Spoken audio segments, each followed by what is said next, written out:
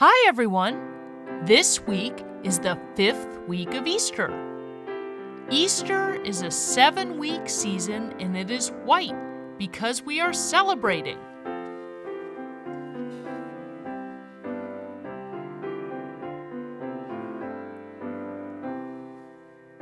This week's gospel is from the Gospel of John. Jesus said to his disciples, "I am the true vine, and my Father is the vine grower. He takes away every branch in me that does not bear fruit, and every one that does he prunes so that it will bear more fruit. You are already pruned because of the word that I spoke to you. Remain in me as I remain in you. Just as a branch cannot bear fruit on its own unless it remains on the vine, so neither can you unless you remain in me. I am the vine, you are the branches. Whoever remains in me and I in him will bear much fruit, because without me you can do nothing. Anyone who does not remain in me will be thrown out like a branch and wither. People will gather them and throw them into a fire, and they will be burned.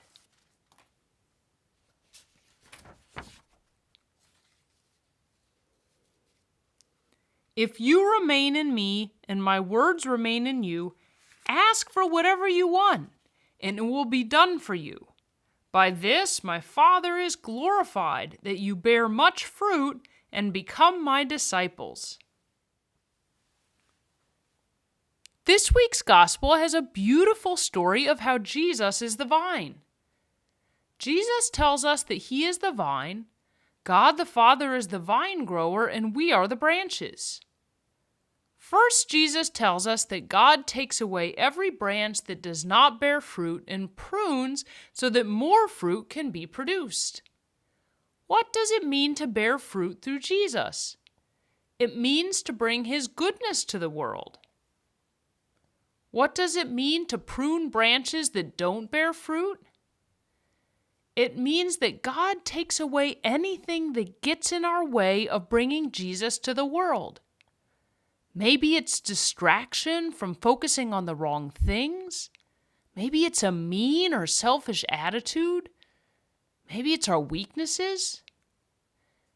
Jesus said that his followers have already been pruned by the words he has spoken, because he has told his followers very difficult things they must do. Whether it's forgiving others or giving up wealth or not judging others or following him no matter how difficult. By following Jesus' teachings, it will help remove whatever is getting in the way of bringing God's love to the world. Then Jesus tells us to remain in him, because we can't bear fruit without him. Wow! Without Jesus, we can do nothing. And in fact, he tells us we will be thrown out. That's because if our lives are not producing goodness for others, what good are our lives? Jesus is really clarifying the purpose of our lives. It's not just to go about living. It's to stay connected to Jesus so we can bring goodness to the world. Finally, Jesus tells us that if we do remain in him, that whatever we want will be done for us. Wow! So if we ask Jesus to make us kinder or more patient, or to get over our weaknesses and distractions, he will do that for us. What is even more exciting is that brings God glory, because it shows how God's goodness is not limited, but in fact can spread through imperfect people like us into the world.